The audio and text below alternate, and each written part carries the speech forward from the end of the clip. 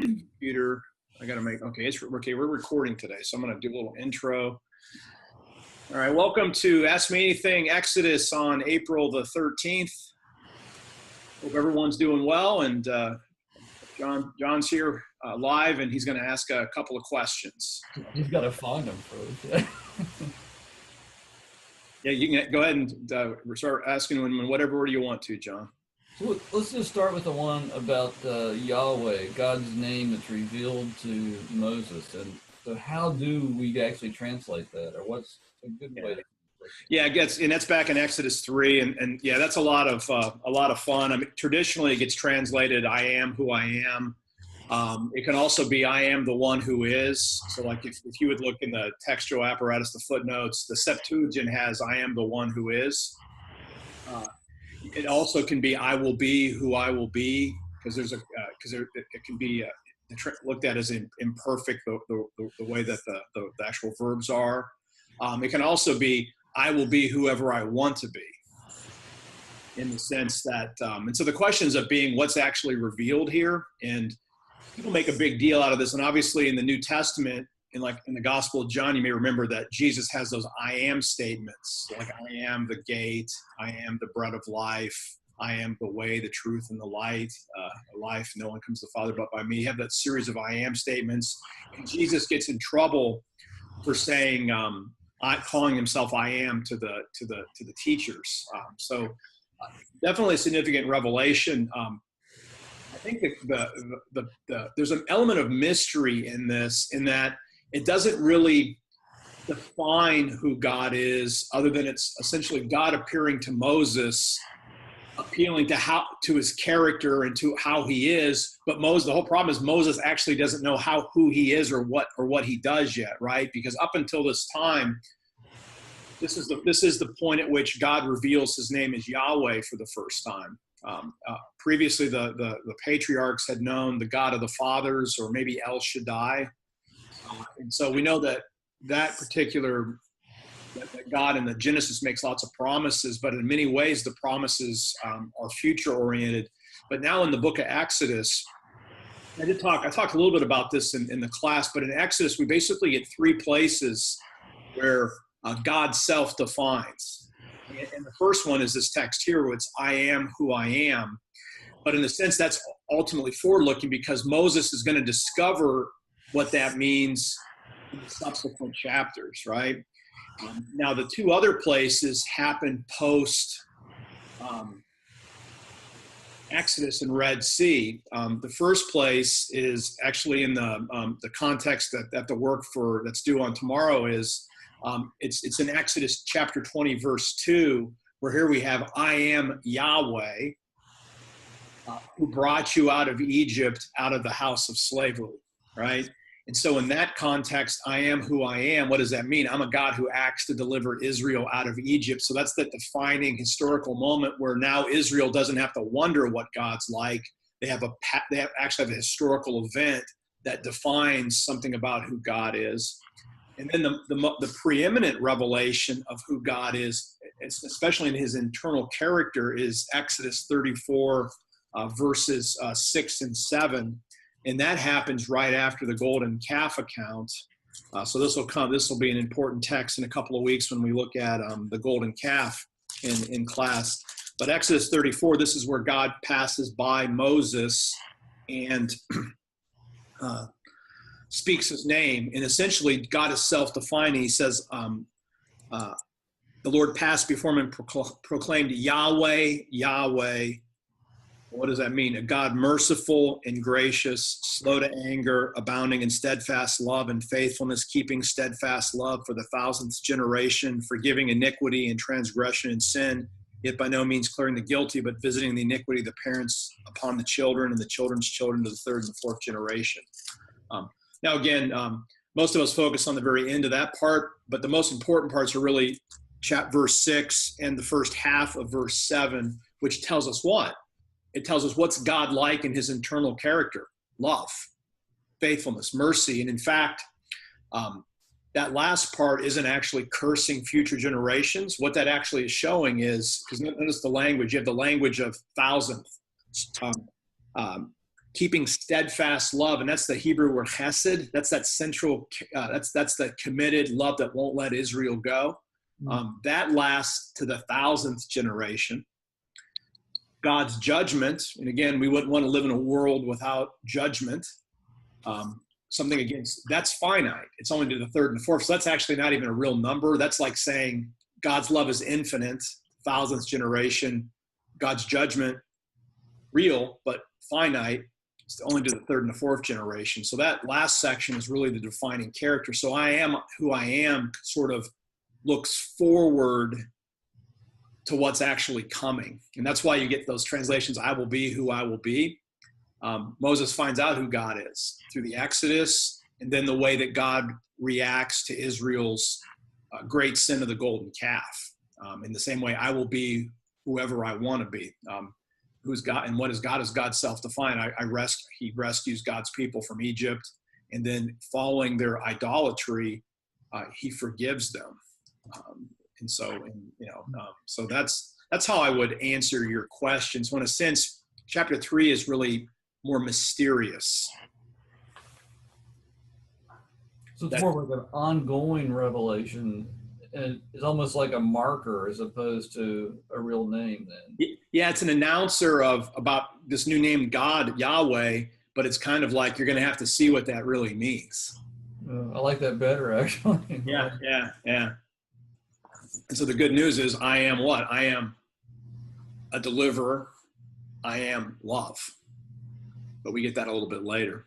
And I think it is a big deal that Exodus 34, it doesn't get enough attention, but that text gets, that's the quotation that Jonah uses when he's disputing with God, because the book of Jonah shows that God's covenant love extends even to unbelievers like the Ninevites.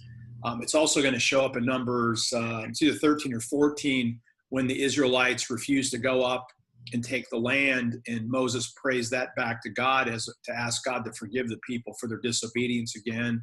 It's in Nahum. It's in Psalm 103. It's in Psalm 145. So it reverberates across the Old Testament. So it's essentially, I call that Exodus 34, 6 and 7. I call it the John 3:16 of the Old Testament. So don't miss that one, in other words, right? Absolutely not. So if anybody says that the God of the Old Testament is radically different from the God of the New Testament, you got to go right to that text. But usually when people look at this text, they get hung up on God's judgment being extended to the children and children's children when they haven't done anything, right? Right. And again, I don't think my take on that is that's not a real number. In other words, that's just a contrast, because in the same way, the 1,000th isn't really a real number. It's just, so basically 3 to 4 is nothing compared to 1,000. And so, and the rest of the Old Testament doesn't let us read it that way. And what I mean by that is a couple of things. In particular, in Ezekiel, I think it's Ezekiel 18,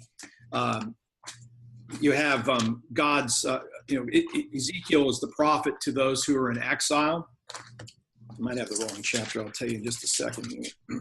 No, actually, it's 18. Yeah, it's 18. If you look at the Ezekiel 18, verse 2, it says, what do you mean by, he's talking to the folks that are in exile in Babylon. What do you mean by repeating this proverb concerning the land of Israel? Right.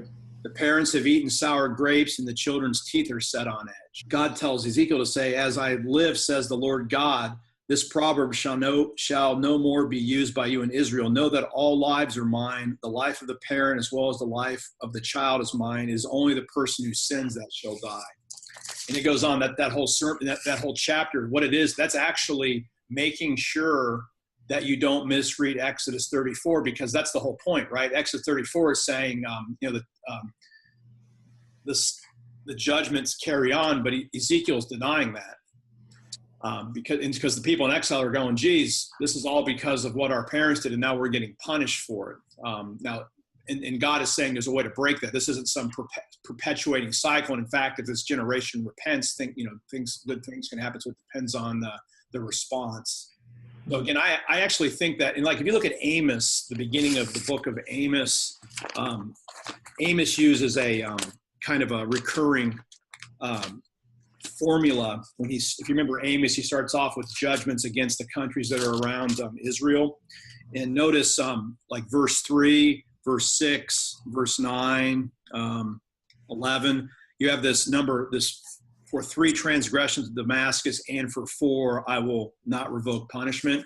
So I think that's more like a rhetorical device, that 3-4 piece. It has to do with limitation. Okay. Does that make sense? So not a literal type of a number at all there. So Yeah. So I wouldn't read that as, oh my gosh, my dad sinned, so I'm being punished in that. Or I'm like, oh, I'm only the 3rd generation, so my life's not going to be good either, but at least I know another 2 it's going to be okay again. So I don't think we want to read the text ultimately that way, because that's not how God works. Good point. Okay, that was that was worth calling in for. Thank you. Yeah, that's good stuff. I think this will make a good video too. Yeah, wow. So I was looking at my other question, and it had to do with Exodus 3:6, and there Moses makes this reference to the God of his father. Oh yeah. And I guess that's like the only time that pops in, and I'm like, oh, okay, wait a minute. Why does his father get included? I didn't find a good answer, so I thought I would ask that.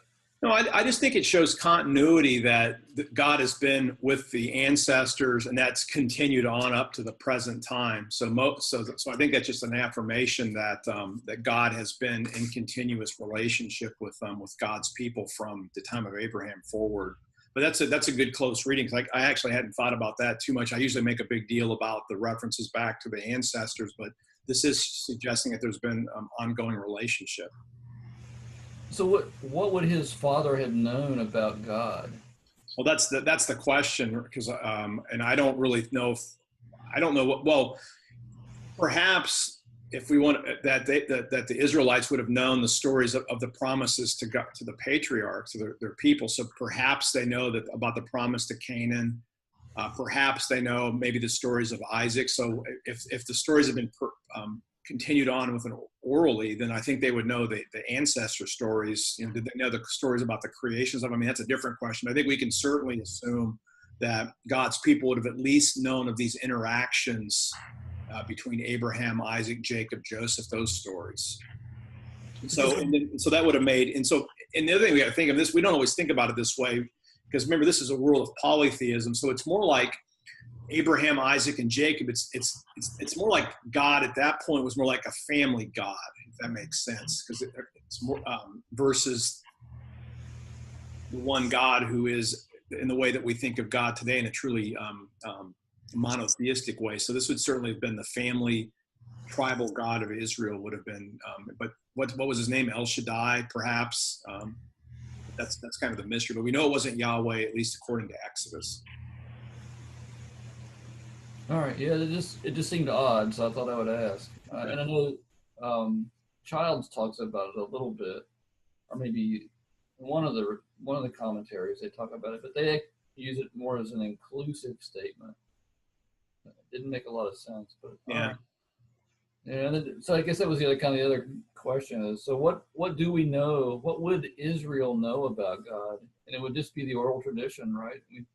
Yeah, that's assuming that there's oral traditions, which again, that's a hypothesis, because all we have is the text. But I mean, presumably, these oral traditions were passed along, and that's how, whatever hand Moses had in writing Genesis, that it would have been composed by these early oral stories that were carried by the Israelites, or at least by the elders of the Israelites.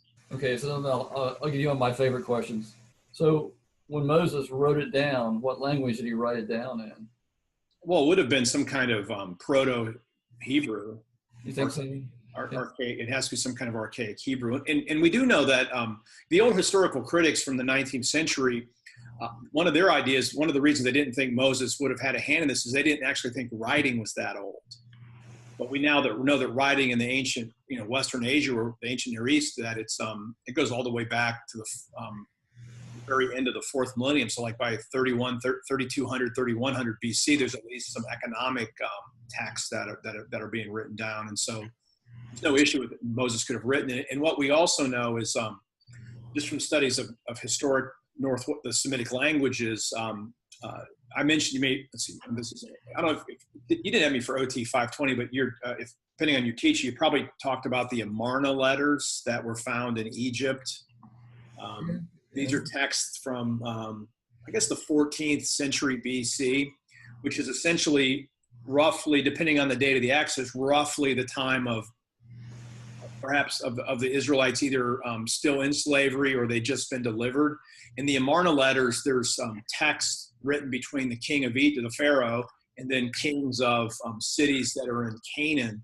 And the language there is a rough precursor to something like biblical Hebrew. And we also have the Ugaritic language, the texts that were discovered at the port of Ugaritic, some modern Ras Shama that was up in modern day Lebanon, Syria area. That text, those texts is an alphabetic text, and Ugaritic is very much like Hebrew as well. So we can imagine Moses writing in, if I say, I'm not going to say it's biblical Hebrew, because biblical Hebrew is from the Iron Age, essentially, right?